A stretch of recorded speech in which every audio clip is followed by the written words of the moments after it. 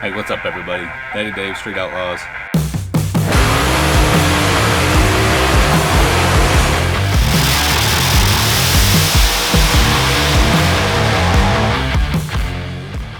Hey, everybody.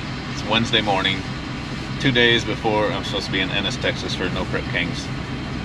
Left the house yesterday. I had to go to Kansas, meet up with a guy, buy some new cylinder heads, and continued on and stopped and had dinner with Bob and Jen Tynan, the guy that did my race car. Had dinner with them last night and then jumped on the road and headed over to Jefferson City, Missouri. Fixing to pull into Mark Mickey's shop, have him break the tranny open, break the converter open, look, make sure everything's good. For the remainder of the year, we got 3 more events, and then we have filming for the top 20 list. So, kind of in the neighborhood, kind of not in the neighborhood, but it was like 3 hours from Kansas to here. So decided to, bring the tranny up, let him look at it, make sure we're good for the rest of the year. Hopefully he can get this thing in while I wait, get it knocked out, make sure everything's good, rebuild it all, and then I can get back on the road to home.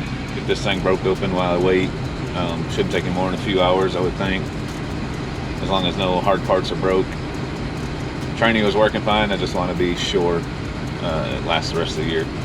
So we're gonna go in here and see if we can't get this tranny rebuilt, get back on the road. 6.5 hour drive home, get home late tonight, pull an all-nighter, put tranny in it, converter, put everything back in it, bolt some new heads on it, and get this thing fired up, get it loaded in a trailer, probably early Thursday morning, and then we'll head for Ennis Thursday afternoon. So we're at Mark Mickey's tranny. It's M&M Transmissions in Jefferson City, Missouri. Got here about 9 o'clock this morning. It's 3 o'clock now. I got my tranny in, tore it apart, checked everything over. The metal shavings I'd found in it were normal wear on them from the park paw. So no issues there. Everything else looked good inside the tranny. So it took them about 5 hours to take it apart, clean everything, inspect everything, update everything, and then put it all back together. And we are fixing to dyno it. I don't know how many people have ever seen a tranny dyno before, but we're fixing to dyno it. And they do that just to make sure everything is 100% before it leaves here. So there's no question about, well, I put it in, filled it with fluid, and it was burned up, or it didn't work. They know it works before it even leaves here. So do a quick lap around M&M Transmissions. He's got some prototype stuff that you don't want seen. So we'll just do a quick lap, and I won't focus on those things.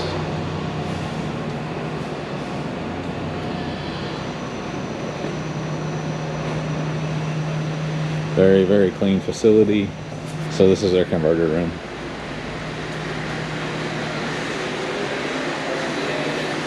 Gonna build all the converters. There's a nice lockup going together. More lockups, work orders, parts for all the converters. This is a room where they build all the M&M shifters. And there's the dyno.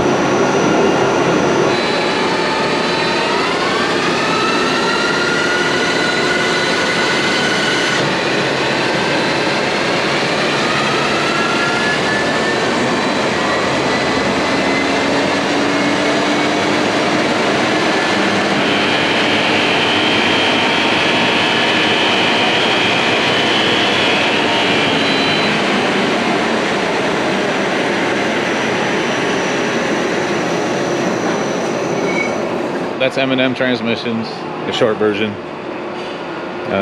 Nice facility. These guys work constantly, like you never see any of them standing around. And I've been to Rodney's at RPM, like I said, same deal. Like those training guys are busy, which is weird for the today and the COVID and all the stuff everybody's been through. These people ain't slowed down at all. And it's busy right now because there's so many races going on. There's the No Prep Kings, lights out's happening, or no mercy, NHRA, PDRA, they're all going on in the next couple weeks, so everybody's busy, which is a good problem to have. So I'm going to get this thing, he's finishing up, pulling it off the dyno. We're going to put my bell housing on it, throw the converter in it, load that thing up, and haul ass. So Kai Kelly was up here last week. Danny Parker, Phantom from Sean's camp, was up here yesterday. Monza was up here yesterday. Must have been a bad week for transmissions. Monza's been having hell with his. His is self-inflicted problems though. And Sean just had a converter blow up. Little update. We left M&M Transmissions just a little after 4. On the last leg of the turnpike in Oklahoma. Cruise set. We are rolling. Just stopped and got me something to eat. Another hour to the house. Then we're gonna dig into this car, get the tranny back in it, get a new set of cylinder heads on, get this thing ready to load up probably tomorrow afternoon and head for Ennis. So absolutely no sleep till Ennis. I know a lot of people think this stuff is easy, and we're lucky to get to do this. People think we make millions and just do nothing, but a lot of hours, a lot of late nights, a lot of driving, shitload of money. Yes, and don't get me wrong, I love what I do. I love racing. I love all the fans, the meet and greets, and going extremely fast with a car that shouldn't be going that fast. But there's a lot of work that goes into it. People don't get to see that. It's 10:35. Wednesday night. Just got back to the shop from Kansas and Missouri. The motor ferry did not come in and put my stuff back together.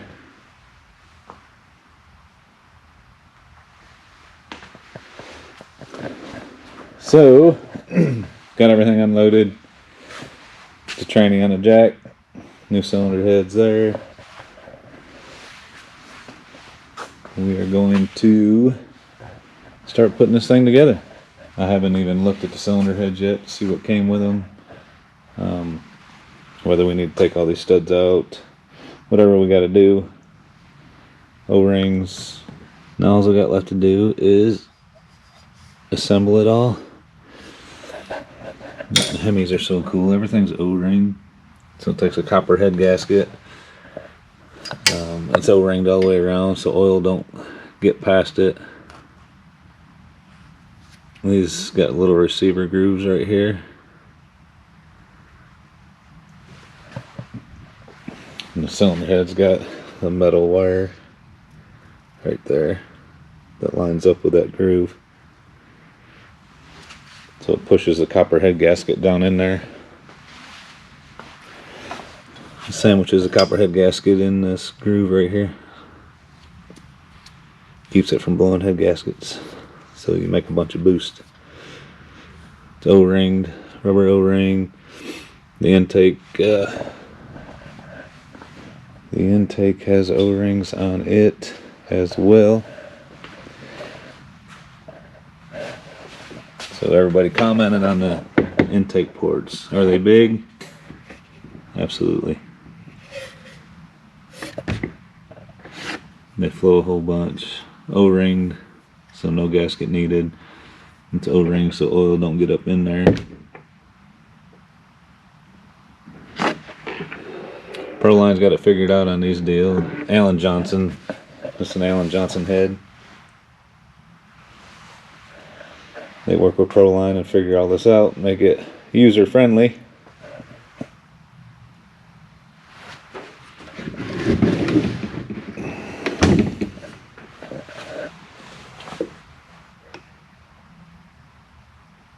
Super nice piece. Rocker stands, rocker arms. We'll check all these, make sure all the bearings are good, make sure none of them feel weird. We got one push rod that's burnt, See, all these are clean. And then you get to that guy. That guy's blue. That means he got hot. And it's number 8 exhaust. So you come over here and find 8. And you can see the tip. Tip is 8 up on that one. So caught that in time. Normally that little ball will galled up so bad and I'll smash this tip on a push rod. Get a bunch of metal in the motor. It's a bad deal. So we caught that in time.